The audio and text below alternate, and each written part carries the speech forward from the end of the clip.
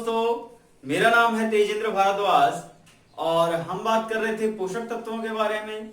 दोस्तों, previous video में हम कार्बोहाइड्रेट, वसा, प्रोटीन इनके बारे में हम पढ़ चुके हैं।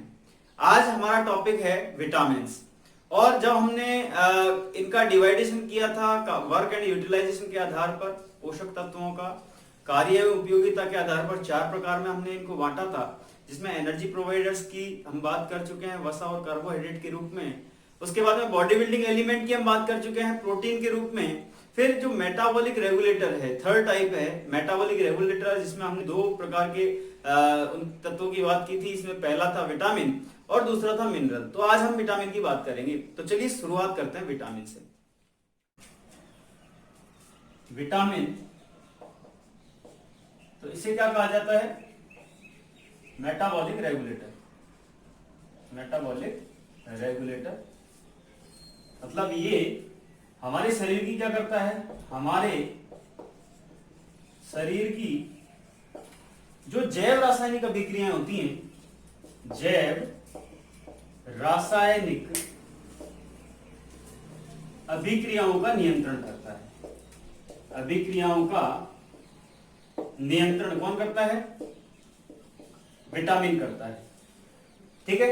अब सबसे इंपॉर्टेंट फैक्ट क्या है इसके बारे में? तो दोस्तों ध्यान रखना, इनका पाचन, इनका डाइजेशन हमारे शरीर के अंदर नहीं होता है। तो हम लिख सकते हैं इनका, पहली बात, पाचन नहीं होता। पाचन नहीं होता। अब दोस्तों यहां सोचने वाली बात यह है कि जब इनका डाइजेशन ही नहीं होता तो ये हमको एनर्जी प्रोवाइड कैसे करेंगे? इसका मतलब ये एनर्जी प्रोवाइड नहीं करते, एनर्जी प्रदान नहीं करते, ऊर्जा प्रदान नहीं करते।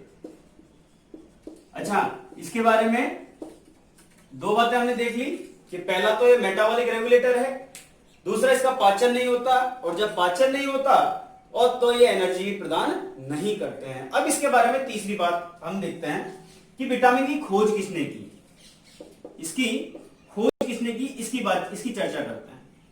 तो दोस्तों एक वैज्ञानिक थे जिनका नाम था सी फंक। उन्होंने विटामिन की खोज की, लेकिन विटामिन थ्योरी देने वाले एक अलग वैज्ञानिक थे जिन्होंने विटामिन का नाम दिया। तो हम कह सकते हैं नाम किसने दिया? नाम किसने दिया विटामिन का? F.G. हॉपकिंस। हिंदी में लिखेंगे हॉपकिंस। इन्होंने विटामिन का नाम दिया था और इसी को कहा जाता है विटामिन थ्योरी। विटामिन थ्योरी मतलब जो नाम देने की प्रक्रिया है या विटामिन का जो सिद्धांत दिया था वो किसने दिया? F.G. हॉपकिंस ने। अब बात करते हैं कि सॉल्युबिलिटी के आधार पर विटामिन कितने प्रकार के होते हैं और कितने विटामिनों की हमारे शरीर को रिक्वायरमेंट होती है।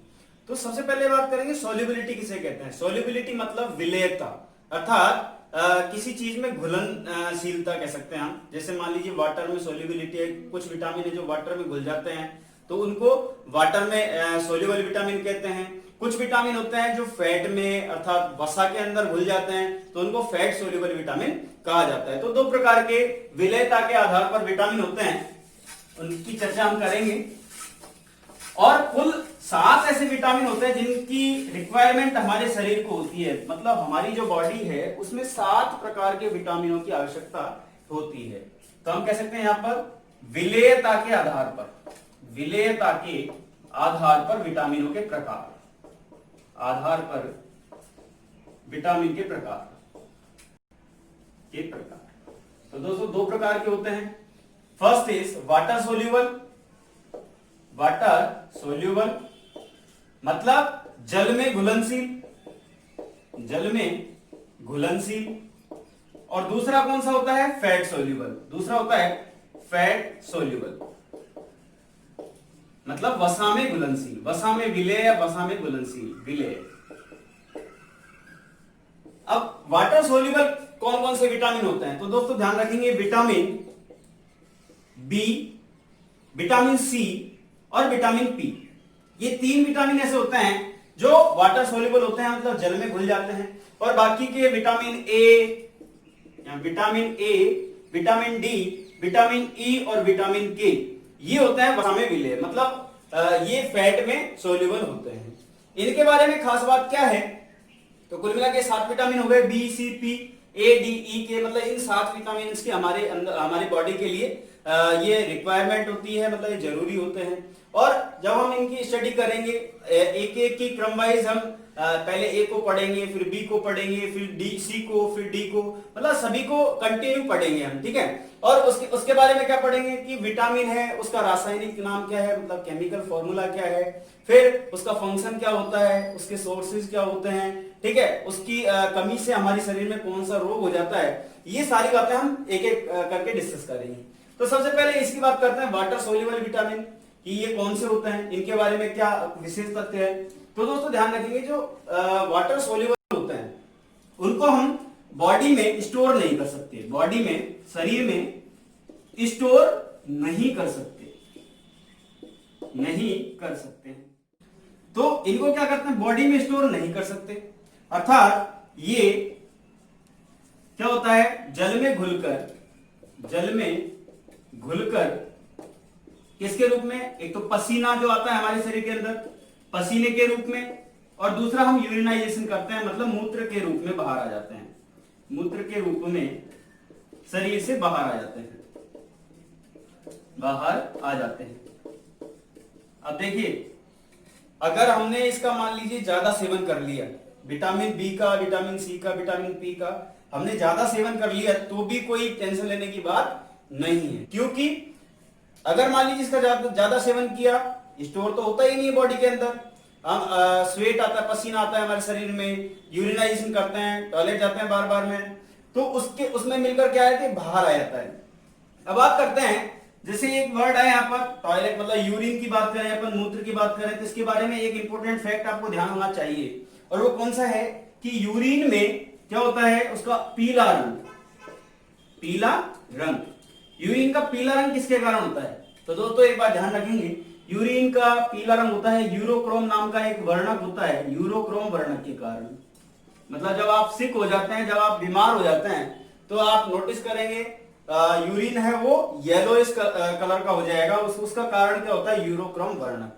अच्छा, जो ताजा यूरिन होता है, ताजा मूत्र, उसमें दुर्गंध आती है, स्मेल आती है, तो दुर्गंध किसके कारण आती है, तो उसके लिए भी एक जिम्मेदार होता है यूरेनॉइड, यूरेनॉइड एक एलिमेंट है, उसके कारण ताजा मूत्र में दुर्गंध आती है। और जो टॉयलेट्स होते हैं, पब्लिक टॉयलेट, सार्वजनिक शौचालय से जिनमें कहेंगे, जिनमें टॉयलेट की स्मेल आती है बहुत भयंकर वाली, तो वो किसके कारण आती है, वो अमोनिया के कारण आती है, ये बात ध्यान रखना। अब बात करते हैं आगे, अगर हमसे पूछा जाए कि इस यूरिन में कौन सा विटामिन होता है, तो दोस्तों ध्यान रखेंगे इस यूरिन में होता है विटामिन सी, और जब पसीने की बात करेंगे तो पसीने में कौन सा विटामिन होता है, तो पसीने में विटामिन होता है विटामिन बी। तो ये बात हो गई जल में घुलनशील विटामिन की। अब बात करते हैं वसा में विले विटामिन की, फैट सोल्यूबल विटामिन की, ठीक है। इसके अंदर कितने विटामिन आते हैं, 4 विटामिन आते हैं। दूसरा, ये बॉडी के अंदर स्टोर किए जा सकते हैं, बॉडी में स्टोर हो सकते हैं, क्या होते हैं, स्टोर हो सकते हैं। अब हमारे शरीर का, हमारी बॉडी का ऐसा कौन सा पार्ट है, कौन सा अंग है जो इन चारों विटामिन को स्टोर करता है, तो दोस्तों ध्यान रखेंगे, कई बार पढ़ चुके हैं, हमारे शरीर का एक ऐसा अंग होता है यकृत, जिसको कहा जाता है लीवर, और उस लीवर के अंदर ये क्या करते हैं, चारों के चारों विटामिन स्टोर रहते हैं। मतलब लीवर क्या करता है, लीवर को क्या कहते हैं हम, केमिकल फैक्ट्री, केमिकल फैक्ट्री कहते हैं, रसायन की हम कह सकते हैं कारखाना, रसायन का कारखाना कहा जाता है। और ये कभी भी मतलब हम कह सकते हैं बिल्कुल शांत नहीं बैठता है, ये हमेशा कुछ न कुछ हार्मोन, एंजाइम और बाइल जूस, बहुत सारी चीजें, मतलब बहुत सारी एक्टिविटीज करता रहता है, जिसमें विटामिन ए का निर्माण करता है, डी को संश्लेषण करता है, के को संश्लेषित करता है, मतलब बहुत सारे कार्य लीवर करता है। अगर इसको हम ज्यादा सेवन कर लें, ज्यादा सेवन कर लें, सेवन से ज्यादा सेवन क्या होता है, हानिकारक होता है, क्योंकि ये बाहर नहीं आता है बॉडी के, ये स्टोर रहता है, ठीक है। अब बात करते हैं हम विटामिन ए के बारे में, स्टार्ट करते हैं विटामिन ए से कि विटामिन ए का रासायनिक नाम क्या है और उसके सोर्सेज क्या क्या हैं, ठीक है, और उसका निर्माण कैसे होता है, और फिर बात करेंगे हम कि उसकी कमी से कौन सा रोग होता है, और विटामिन ए के फंक्शन क्या क्या हैं, इनके बारे में हम चर्चा करते हैं। तो शुरुआत करते हैं विटामिन ए से। पहला आता है विटामिन ए। सबसे पहला विटामिन है विटामिन ए। और दोस्तों इसका रासायनिक नाम क्या है? केमिकल नेम या रासायनिक नाम इसको कहा जाता है रेटिनॉल, और हिंदी में भी रेटिनॉल ही कहा जाता है। ठीक है, अब बात करते हैं कि इसके सोर्सेज क्या क्या हैं विटामिन ए के। तो स्रोत की बात करते हैं, स्रोत। तो सबसे अधिक जो विटामिन ए पाया जाता है किसमें पाया जाता है? गाजर के अंदर। ठीक है, फिर कहते हैं हम घर पे भी कई बार कहते हैं कि भैया काली मिर्च खाया करो, आंखों की रोशनी बढ़ेगी, तो काली मिर्च के अंदर पाया जाता है। ठीक है, फिर अमरूद के अंदर पाया जाता है, पपीता के अंदर पाया जाता है, फिर सेब होता है, सेब के अंदर ये पाया जाता है। तो इस प्रकार से ये कुछ सोर्सेज होते हैं जिनके अंदर पाया जाता है। और सबसे अधिक किसमें होता है? सबसे अधिक गाजर के अंदर, सबसे अधिक गाजर के अंदर। अब सोचने वाली बात यह है कि जिस प्रकार से कार्बोहाइड्रेट की बात की थी, तो कार्बोहाइड्रेट में क्या होता था? ग्लूकोज पाया जाता था। वसा की बात करते थे तो वसा के अंदर क्या पाया था? फैटी एसिड्स या वसीय अम्लों की बात की थी हमने, वसीय अम्ल और ग्लिसरॉल की। जब हमने प्रोटीन की बात की तो प्रोटीन के अंदर क्या था? सबसे स्मॉलेस्ट यूनिट क्या थी उसकी? सबसे छोटी इकाई अमीनो एसिड, मतलब अमीनो एसिड से प्रोटीन का निर्माण होता है। लेकिन विटामिन के अंदर ऐसी कौन सी चीज होती है, हम कहें विटामिन ए के अंदर ऐसी कौन सी चीज होती है जिससे विटामिन ए का निर्माण होता है? तो इसकी हम कह सकते हैं कि जितने भी इसके सोर्सेज हैं उसमें एक पदार्थ पाया जाता है जिसको कहते हैं हम बीटा कैरोटीन, या हिंदी में लिखेंगे बीटा कैरोटीन। बीटा कैरोटीन नामक पदार्थ इन सारे के सारे स्रोतों में पाया जाता है। फिर जैसे ही हम विटामिन ए के सोर्सेज को खाते हैं, जैसे मान लीजिए हमने एप्पल खाया, ठीक है, उसके अंदर बीटा कैरोटीन है, और बीटा कैरोटीन का क्या होगा? संश्लेषण होगा। इसका क्या होगा? संश्लेषण होगा। और किसके अंदर होगा? यकृत के अंदर, मतलब जो हमारा लीवर है उसके अंदर इसका संश्लेषण होगा। और ये संश्लेषण करके किसका निर्माण करेगा? विटामिन ए का निर्माण करेगा। तो विटामिन ए का निर्माण कौन करता है? यकृत करता है। और यकृत के अंदर ये क्या हो जाता है? स्टोर हो जाता है, मतलब संचित हो जाता है, संग्रहित हो जाता है। तो विटामिन ए बन चुका है। ठीक है, अब बात करेंगे कि इसके फंक्शंस क्या होते हैं, मतलब इसका कार्य क्या होता है? विटामिन ए का कार्य, फंक्शन। तो यहां समझने वाली बात है कि हम कहते हैं विटामिन ए जो है, जब हम विटामिन ए का सेवन करते हैं तो ये क्या करता है? हमारी इम्यूनिटी को मजबूत करता है, इम्यूनिटी को बढ़ाता है। और वो कैसे बढ़ाता है? तो इसको क्या कहा जाता है? संक्रमण रोधी, मतलब इन्फेक्शंस को रोकता है। हम कह सकते हैं इन्फेक्शन को रोकता है। ठीक है, तथा इसे संक्रमण रोधी विटामिन भी कहते हैं, अब जब संक्रमण नहीं होगा, मतलब जब हमारी इम्यूनिटी अच्छी होगी, रोग प्रतिरोधक क्षमता मजबूत होगी, तो इन्फेक्शन नहीं होगा, मतलब संक्रमण नहीं होगा। और वो किसकी वजह से होता है? विटामिन ए की, हम कह सकते हैं विटामिन ए जब होगा तो उससे इन्फेक्शन नहीं होंगे। बात करते हैं इसकी कमी से होने वाले रोगों के बारे में। ठीक है, विटामिन ए की कमी से कौन सा रोग होता है? तो दोस्तों ध्यान रखिए, जब भी विटामिन ए की बात आए तो आपको समझ जाना है कि आंखों की बात कर रहा है, मतलब आंखों में होने वाली जितनी भी बीमारियां हैं वो किसकी कमी से होती हैं? वो विटामिन ए की कमी से होती हैं। तो हम लिखेंगे कमी से रोग, विटामिन ए की कमी से होने वाले रोग। तो देखिए हमारा इसका रासायनिक नाम क्या था? रेटिनॉल। ठीक है, और रेटिनॉल से एक बात ध्यान रखेंगे, यहां पर आएगा रेटिना। और रेटिना कहां पाया जाता है? हमारी आंख के अंदर। तो आंखों से संबंधित, मतलब आंखों से संबंधित रोग।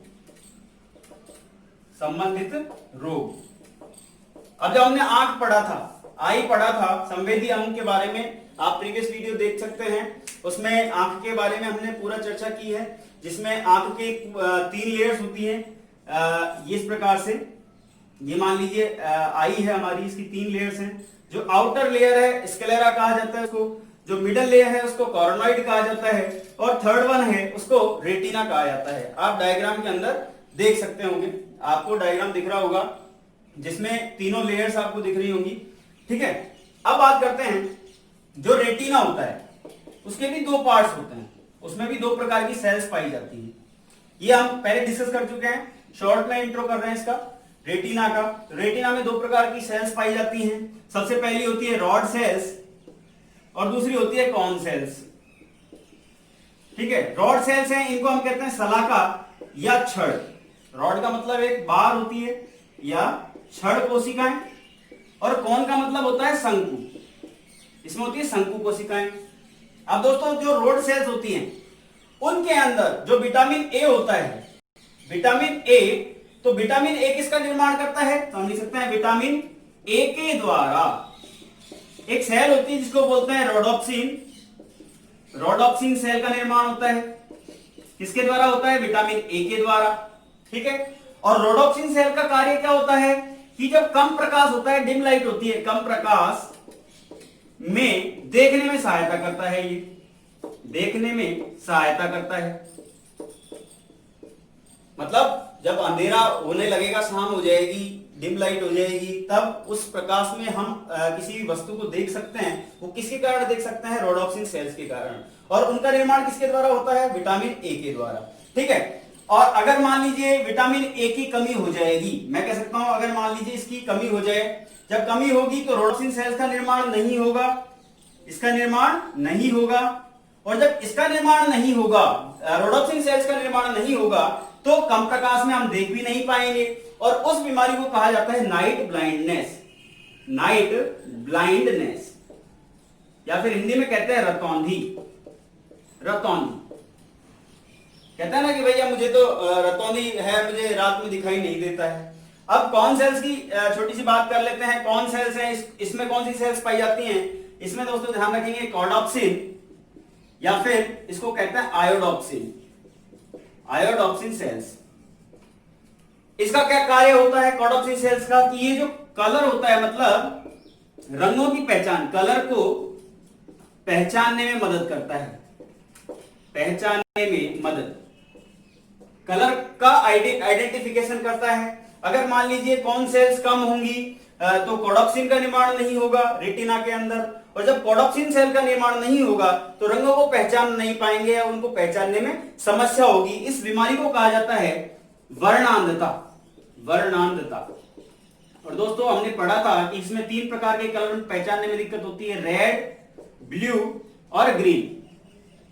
इन 3 प्रकार के कलर्स को पहचानने में दिक्कत होती है, और पहचानने के लिए कौन सी सेल्स जिम्मेदार होती हैं, 3 प्रकार की इसमें भी सेल्स होती हैं। जब रेटिना के अंदर जो कॉर्डोप्सिन सेल्स हैं, इसके साथ में होती हैं इरिथ्रोलेब सेल्स, तो उससे रेड कलर पहचाना जाता है। जब इसकी कमी हो जाए तो रेड कलर में दिक्कत होती है, रेड कलर और ग्रीन में डिफरेंस नहीं पता चलता है। जब हम कह सकते हैं ब्लू की बात करेंगे तो साइनोलैब नाम की एक सेल होती है, तो उससे ब्लू कलर का पता नहीं चलता है। और तीसरा होता है क्लोरोलैब नाम की एक सेल होती है, जिससे ग्रीन कलर का पता हमको नहीं चलता है। खास बात क्या है इसके बारे में, कौन सेल्स के बारे में, जो वर्णांधता बीमारी है ये एक आनुवांशिक रोग है। वर्णांधता जो है वो जेनेटिक्स रोग है, मतलब आनुवांशिक रोग है। ठीक है, उसके बाद में पुरुषों में ये रोग होता है, मतलब महिलाओं में इस रोग के होने की संभावना 0.01% होती है, मतलब 99.99% ये किसमें होता है, मेल्स में होता है। और दूसरी बात, इस रोग की रोग वाहक, इसकी कैरियर कौन होती है, इस रोग की महिलाएं होती हैं। मतलब ये मदर के जीन से आता है, मदर के क्रोमोसोम से, गुणसूत्र से आता है। ठीक है, इसकी बात हो गई। तो ये था विटामिन ए की कमी से होने वाला पहला रोग। अब दूसरा कौन सा होता है, तो दोस्तों एक रोग होता है जिसको हम कहते हैं जेरोफ्थैल्मिया या ड्राई आई जिसको कहा जा सकता है, मतलब शुष्क आंख। जिसमें क्या होता है, कॉर्निया के अंदर एक द्रव भरा हुआ होता है, फ्लूइड होता है, और वह फ्लूइड सूख जाता है। दूसरा रोग क्या है, जेरोफ्थैल्मिया। जीरोफ्थैलेमिया। ठीक है। हिंदी में भी इसको यही कहा जाता है, इसलिए हिंदी में लिखा है मैंने जेरोथेल्मिया। इसको क्या कहा जाता है? Dry eye. तो इस ड्राई आई में क्या होता है कि जैसे हमने 4 चीजें पढ़ी थी कि सबसे पहली परत होती है पारदर्शी परत, वो कंजक्टिवा होती है, उसके बाद में कॉर्निया होती है, और उसके बाद में हमने पढ़ा था कि लेंस होता है हमारा, और वो कौन सा लेंस होता है? कॉन्वेक्स टाइप लेंस होता है, मतलब उत्तल लेंस पाया जाता है हमारी आंख के अंदर। और उसके बाद में क्या होता है? रेटिना होता है। रेटिना के ऊपर क्या होता है? कोई भी वस्तु हम देख रहे हैं उसका प्रतिबिंब रेटिना के ऊपर बनता है। तो मान लीजिए वस्तु है, यहां से प्रकाश जाएगा, सबसे पहली पारदर्शक परत को ये क्रॉस करेगा, जिसको कंजक्टिवा कहा जाता है। फिर कॉर्निया, यहां पर क्या होती है? कॉर्निया होती है। फिर ये कॉर्निया को क्रॉस करेगा, कॉर्निया में से जाकर ये किस पर जाएगा? लेंस पर, और लेंस क्या करेगा? इसको एक रेटिना पर केंद्रित कर देगा, ठीक है। और रेटिना के ऊपर ये कौन सा प्रकाश वस्तु का जो प्रतिबिंब है वो कैसा बनेगा? उल्टा बनेगा, ठीक है, छोटा बनेगा और रियल बनेगा, इस प्रकार से। और ये ऑप्टिक नर्व्स के थ्रू, हम आई के अंदर पढ़ चुके हैं सारी चीजें कि बाद में ये उल्टा प्रतिबिंब है, ये ऑप्टिक नर्व्स के थ्रू इसका सिग्नल जाता है ब्रेन तक, और ब्रेन इसको फिर कस्टमाइज करके इसको देख लेता है सीधा, ठीक है। अब बात करते हैं जो ड्राई आई होती है, मतलब जेरोथेल्मिया में क्या हो जाता है? जो कॉर्निया होती है उसमें क्या होता है? एक फ्लूइड भरा हुआ होता है, ठीक है, उसके कारण ये पारदर्शी होती है, फ्लूइड के कारण। अब जैसे ही विटामिन ए की कमी हुई तो ये जो इसके अंदर फ्लूइड होता है वो क्या हो जाता है? सूख जाता है, और कॉर्निया के अंदर क्या हो जाता है? घाव हो जाता है, इसके अंदर घाव हो जाता है, और घाव होकर ये इस प्रकार की हो जाती है कि इस पर जो पारदर्शी परत है वो क्या बन जाती है? अपारदर्शी। अब जब अपारदर्शी होगी तो आप यहां से देखिए कि वस्तु का यहां से वस्तु प्रकाश की किरणें गई कॉर्निया तक, और कॉर्निया ये अपारदर्शी हो गई, मतलब यहां से ये जो प्रकाश की किरणें पास ही नहीं होंगी, मतलब यहां से ये यहीं रह जाएंगी, कॉर्निया तक ही रह जाएंगी। तो क्या रेटिना के ऊपर प्रतिबिंब बनेगा? नहीं बनेगा। इसको कहा जाता है, इस बीमारी को जेरोथेल्मिया, ठीक है, या फिर हम कह सकते हैं अंधापन। इस बीमारी को क्या कहा जाता है? अंधापन, मतलब रेटिना के ऊपर प्रतिबिंब नहीं बन रहा और हमको कुछ दिखाई नहीं दे रहा, इसको क्या कहा जाता है? अंधापन, ठीक है। अब बात करते हैं विटामिन बी की। ये विटामिन ए था हमारा, विटामिन बी। तो दोस्तों केवल विटामिन बी को थोड़ा सा एक्सप्लेन करके आज का वीडियो इतना ही रखेंगे। नेक्स्ट वीडियो में विटामिन बी के पूरे टाइप्स के बारे में पता करेंगे।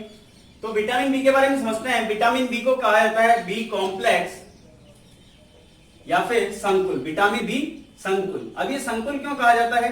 क्योंकि इसके अंदर भी 8 प्रकार के विटामिन आते हैं, जैसे कि vitamin B1, B2, B3, B5, B6, B7, B9, B12, ठीक है ना। इस प्रकार के विटामिन आते हैं, 8 प्रकार के। उनके अलग अलग रासायनिक नाम होते हैं, ठीक है, इनका अलग अलग फंक्शन होता है, अलग अलग कार्य होता है, ठीक है, और इनकी कमी से होने वाले रोग भी अलग अलग होते हैं। जब हमने आरबीसी की बात की थी तो उसमें विटामिन B6, B9 और B12 ये तीनों विटामिन सम्मिलित थे आरबीसी के निर्माण करने के लिए, और इनकी कमी से अरक्तता रोग या फिर हम कह सकते हैं एनीमिया, ऐसा रोग होता है। और हमने ये भी बात की थी कि एनीमिया के 3 प्रकार होते हैं, एक एनीमिया, दूसरा मेंगेलोब्लास्टिक, तीसरा पर्निशियस एनीमिया होता है। विटामिन B1 की बात करेंगे कल नेक्स्ट वीडियो में, किसका रासायनिक नाम थायमीन कहा जाता है, इसको राइबोफ्लेविन कहा जाता है, इसको नियासिन कहा जाता है, इसको पेंटाथेनिक एसिड कहा जाता है, इसको पायरोडॉक्सिन कहा जाता है, इसको बायोटिन कहा जाता है, इसको फोलिक एसिड कहा जाता है, और इसको साइनोकोबालेमिन इसका रासायनिक नाम होता है। और इनके अलग अलग फंक्शंस के बारे में हम चर्चा करेंगे। तो दोस्तों मैं समझता हूं कि आपको ये वीडियो अच्छा लगा होगा, और अगर आपको वीडियो अच्छा लगा हो तो प्लीज लाइक कीजिए, कमेंट कीजिए और चैनल को सब्सक्राइब कीजिए। बहुत बहुत धन्यवाद।